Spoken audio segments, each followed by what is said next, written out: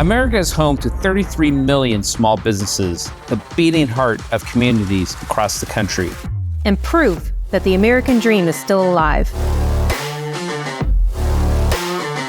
This is a show about those dreamers and doers and the communities they serve. Their real life stories. Their struggles and successes. Their grit, determination, and passion. And the people who fight to keep their American dream alive. I'm Alfredo Ortiz. I'm Elaine Parker. And it's time for another episode of Main Street Matters, America's small business megaphone. Hi, and welcome to another episode of Main Street Matters, America's small business megaphone. I'm Elaine Parker, the president of the Job Creators Network Foundation. And I'm Alfredo Ortiz, CEO of Job Creators Network. Please subscribe to the show at Salem Podcast Network or wherever you get your podcast from. Today, we are once again joined by former Secretary Alex Acosta, who was the Labor Secretary from 2017 to 2019. Secretary Acosta served in 3 presidentially appointed Senate-confirmed positions. In 2002, he was appointed to serve as a member of the National Labor Relations Board. In 2003, he was appointed Assistant Attorney General for the Civil Rights Division of the U.S. Department of Justice. And from 2005 to 2009, he served as the U.S. Attorney for the Southern District of Florida. And we are honored to also have him as one of our JCN board members. Mr. Secretary, welcome back to Main Street Matters. It's wonderful to be here, Elaine. Thank you. Excellent. Well, I thought we would just get right into it, really. As a former labor secretary and a labor market expert, can you give us your take on the state of the labor market and the economy, given the contradictory signals that we're getting? Because we get all these economic reports that the headlines are wonderful, then we get the revisions, no one talks about them. And so when you start peeling back the onion, I feel like you could shed some real light on what's happening here. You know, it's so confusing because every week we get a different set of data, right? But you know, here's the bottom line.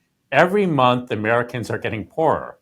We've got inflation that, depending on the month, is going up by 0.4%, 0.5%, 0.3%, and then wages that are going up by much less. Last month, for example, inflation was up about 0.4%. Wages were only up 0.1%, right? And so 4 less 1 is 3. Americans lost 0.3% of income.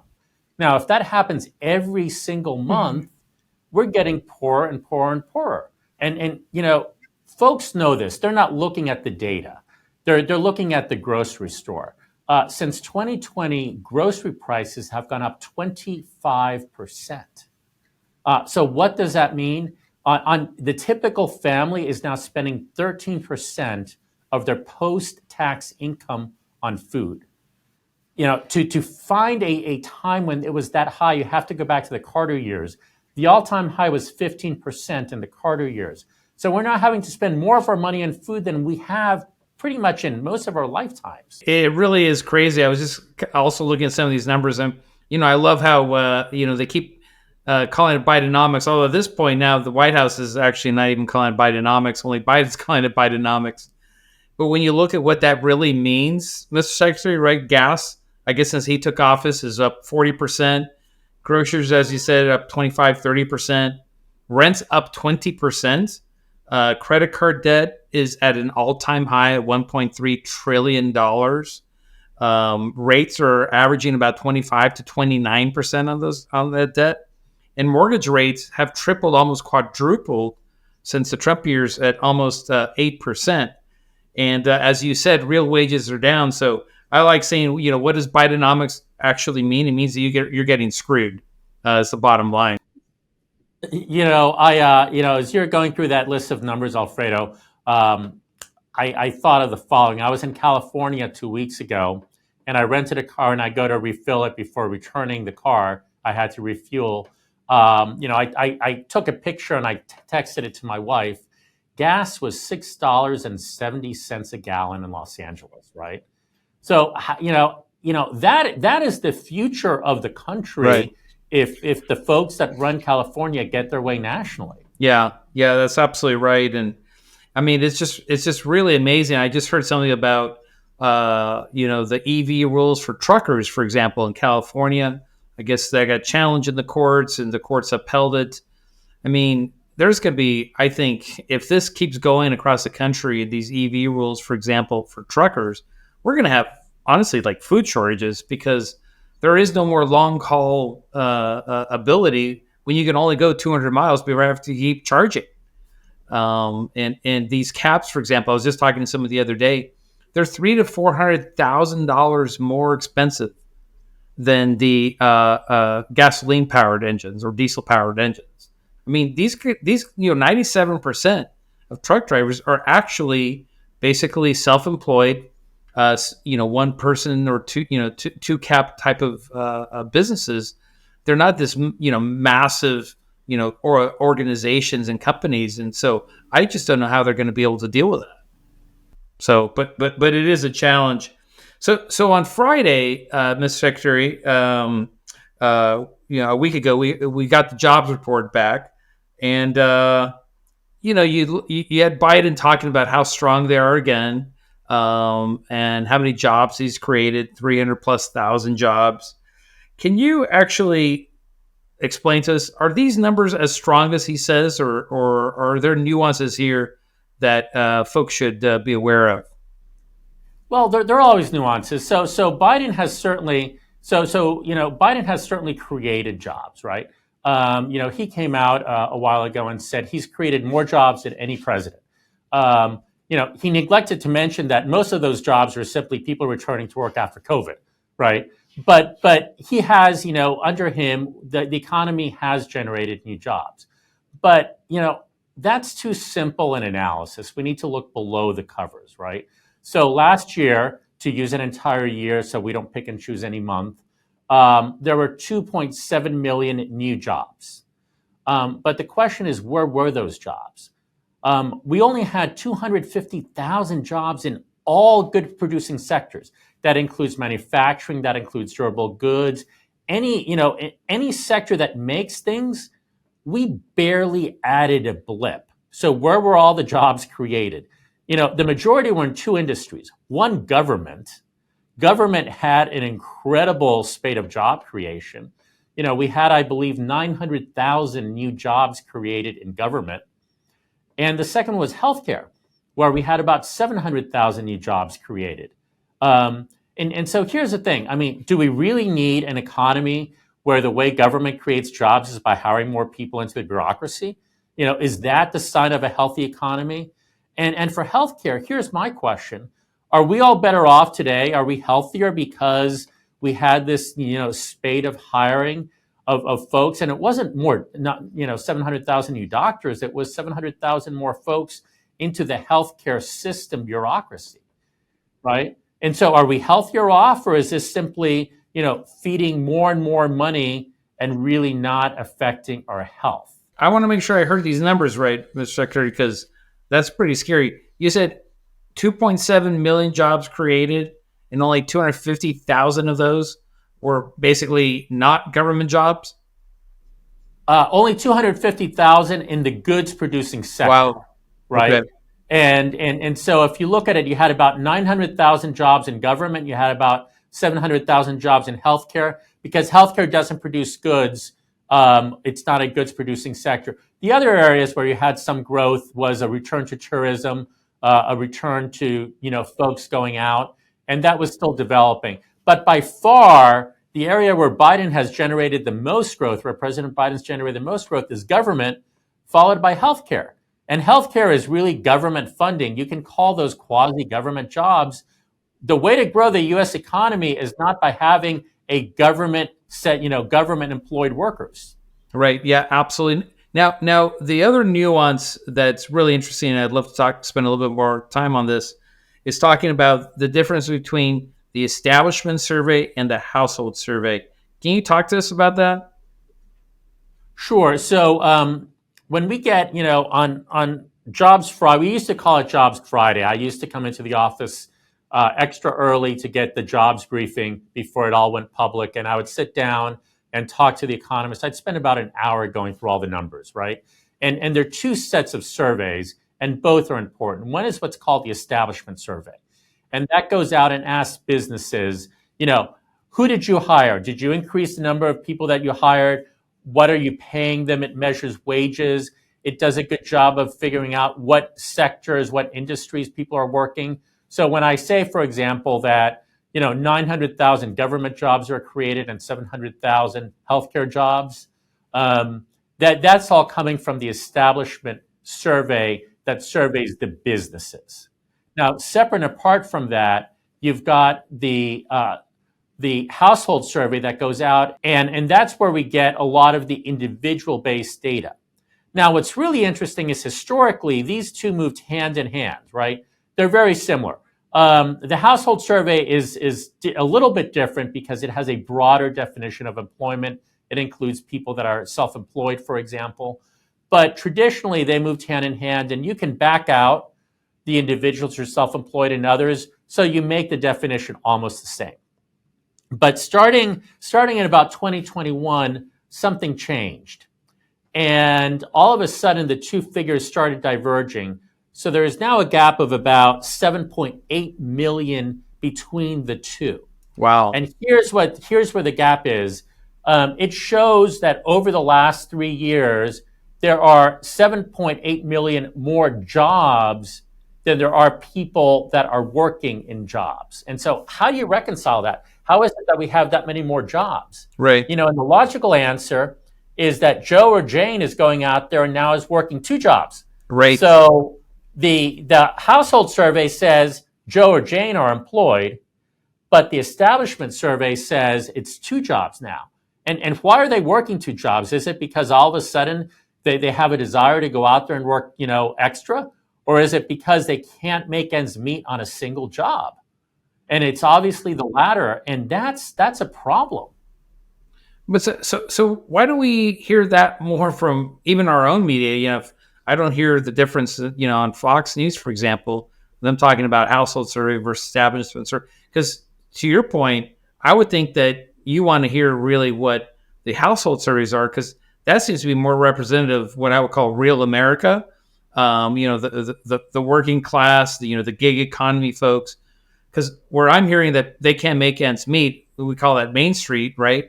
Because Wall Street and K Street seem to be doing just fine. But Main Street America is the one that's having the biggest issue. So it would seem as though the household surveys are probably more relevant to our conditions today, right? Well, and we do hear about the household survey. We talk about unemployment rates and that, but what's really, it's a little complicated. So sometimes Main Street media doesn't want to take on a story that requires explanation, and this does. But why are the two diverging, and why do so many Americans feel that they need to now have 2 jobs? Right. And that I think is significant, that in this economy with this inflation, more and more Americans feel, look, if I want to buy my groceries and I still want to have money to take my kids out, I need to go, the extra step and have a second job. So I have a family of 5, and we went to a fast food restaurant, and the bill for burgers and shakes and fries was almost $100. I'm now thinking twice before I go out and spend $100 on burgers and shakes and fries. And, I'm sure I'm not the only American out there that realizes, even fast food's getting priced. So this month was the 3rd month in a row that we've seen inflation accelerate. So a lot of people would call that more than just a blip, which is what the administration was saying initially, is we're going to see this, kind of a little bit of up and down here. But 3 months in a row of data saying it's accelerating, I think is more than a blip. It's a bit of a trend. And a lot of people, a lot of the administration, a lot of reporters, both conservative on each side, were looking forward to a rate cut in June. The expectation, certainly Wall Street was looking forward to that rate cut. What do you see the Fed doing as a result? Because I've follow a reporter, specific reporter, who always says Jerome Powell does what he says, and he believes that he's probably going to cut rates still in spite of 3 months of accelerating inflation. What do you think is going to happen? Well, obviously I don't know, but if you look at what Chairman Powell has been saying recently, he's been pulling back a little bit from that. He's been saying we need data. and we need to look at the data, and we're going to go by the data. And he's in a bit of a bind here because I think the data does not show that inflation is slowing down. It shows that it's accelerating. It's not where it was, but it's still far too high. It's above their target rate. And the Fed has been very clear that they want to bring it back to their target rate. And they're not going to do that by cutting interest rates. That's just not going to happen, right? Yet we're going into an election year, and in the back of his mind, the question has to become, how do I handle this? How do I, do I not cut rates? And then, I've even seen some articles that now say, do they need a rate increase because inflation still continues to be unacceptably high? And so, given the fact that I've started seeing some articles now about rate increases, I would personally be surprised if we see a rate cut in June. I think they're going to push it off a little bit more and just sort of, just stay the course. No increase, no decrease. We just need more data. But we've got to see what happens. Well, I think the administration's measurement of success is how much money they can spend. It's true. Every press release I see come out of the White House, we spent X amount of dollars. We're forgiving, now they're forgiving more student loans. They announced, another tranche of forgiveness. And when that's your measurement of a success, that can't be a help to the Fed, who's trying to essentially manage the economy in spite of an administration that continues with reckless spending. So, Elaine, I keep an app on my phone that I think everyone should have. It's called usdebtclock.com, and it's a real-time measurement of our debt, our spending. I looked at it last night. So for this year, our spending so far has been $6.7 trillion. That's trillion with the T dollars. Our deficit is at the 2 trillion mark. Our debt is at 34 trillion. And, it's really hard to sort of, capture those big numbers. But here's the interesting thing. That means $103,000 per citizen, $267,000 per taxpayer. And here's the big one. Our debt is now at 122% of GDP. That is now higher during World War II, at the worst time of World War II, because our country was facing existential threat. We had to borrow, and we had to build warships, and we had to go to war.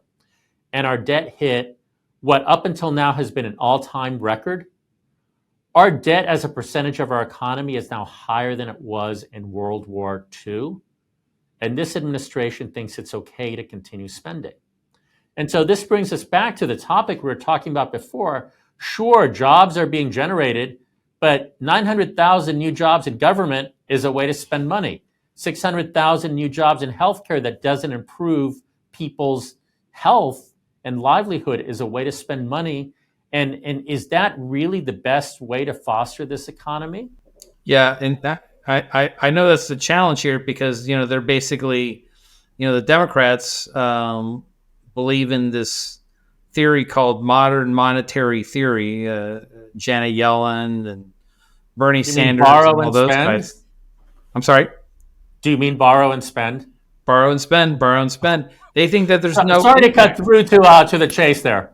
It just boggles the mind, and if we could actually, I know we're running a little bit tight on time, but can we spend a couple minutes, Elaine, talking about the new student loan stuff? Because I know that just hit last night and this morning. And Mr. Secretary, I know you had been following our case on the student loan debt as well. How is this happening? I mean, he's completely disregarding Congress. He's completely disregarding the Supreme Court. How is he able to get away with now spending $150 billion plus dollars? Well, first let me say, Alfredo and Elaine, that I think JCN did phenomenal work. You got a stay that prevented the actual forgiveness of the student loan during the big forgiveness attempts by the administration that actually stayed the forgiveness action, and then you took it all the way up to the Supreme Court. And folks don't realize the kind of phenomenal work that you did. But the administration was very open about what it was going to do. It announced during the Supreme Court saga that if the Supreme Court struck it down, they'd just turn around and trickle it out a little bit at a time, which makes it harder to challenge that in court. And that's exactly what they're doing. And so you mentioned 150 billion. I don't know the exact figure. I think this week was what, another 7 or 8 billion? Yeah. Is that right? Yeah, I think that's right. Right. And I saw some headline that it totaled, does it total now about 150 billion that they've forgiven? I think so, Elaine, right? It's about 150 billion. Yes. Yeah. And here's my thing. I recognize that student loans are incredibly burdensome, but the solution is to work with universities to make the cost of education reasonable, right? Universities they have no incentive to reduce costs because they know that students can borrow the money. They borrow the money when they're young and they don't realize the kind of debt they're going into. And then if the students can't pay it off, the federal government forgives it. So why should they reduce costs? No business would operate that way, except a business that is subsidized by the federal government. And so this is not fixing the problem. This is a giveaway that penalizes the people that actually paid their debt and doesn't fix the underlying problem, which is that universities need to start focusing on skills that lead to, certainly knowledge and learning, but let's also prepare individuals for work and to have, life-sustaining wages. Right. Yeah, it's just Elaine. I know you've been interviewed a lot on this topic as well, but I just don't understand why there isn't in the everyday world there's contempt of court. I mean, you would think that there's contempt of the Supreme Court, but it's just mind-boggling. Anyways, I digress from our original agenda here of conversation. I do want to switch gears, Mr. Secretary, to something that's near and dear to my heart, and you and I co-wrote an op-ed on this one. It's on the Hispanics, basically the Hispanic population moving towards the Republican Party, or at least it's fair to say away from the Democrat Party. JCN actually formed a Hispanic Vote Coalition with a couple other great groups, and to really help kind of the Hispanic population and the voting population understand kind of the differences between both parties. Do you want to spend a few minutes maybe chatting about the argument of why Hispanics are moving away from the Democrat Party and inching their way towards the Republican Party? Alfredo, I think this is such an important topic. We'll talk about it now, but this could be an entire podcast at some point. Look, I'm from Miami. Those who have visited Miami know that the city's full of energy, new businesses. It's starting to become a tech center. A lot of immigrants, the immigrants that come here legally to this country come here because they want to start businesses and they want to improve the life for themselves and for their kids. And they bring energy, and with that comes, an interest in freedom, an interest in entrepreneurship, an interest in, education for their children, not just education in the broad sense, but quality education that teaches skills, that leads to opportunity. And all of those are the issues that the Republican Party serves well. They're not looking for a handout. They're looking for opportunity.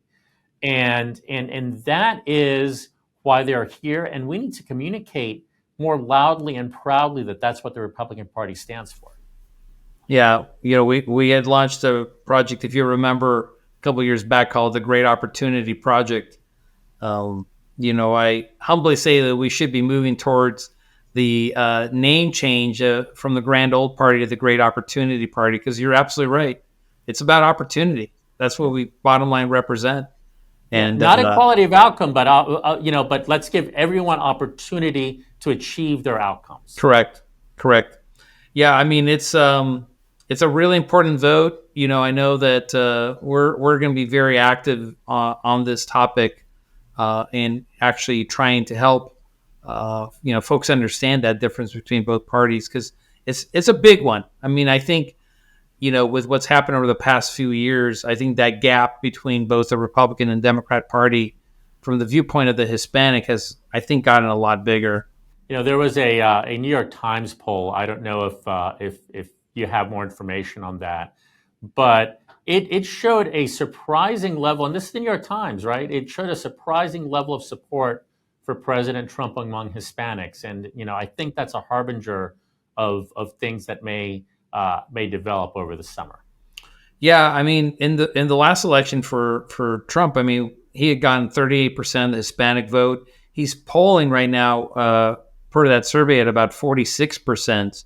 The high watermark actually was George W. at about 40% of the Hispanic vote went to George W. I actually think that there's a strong possibility that Trump can actually achieve that 46, 48, maybe even the 50% of the Hispanic vote. I just think that the party needs to make sure, like I said, that, just because you're polling well doesn't mean that they're going to get to the polls or that they're going to do early voting. So I think it's incumbent on the Republican Party to make the folks aware and the importance of going to the polls or the importance of doing early voting. And if they can achieve that with a Hispanic vote, I actually truly believe that Trump's going to get that number.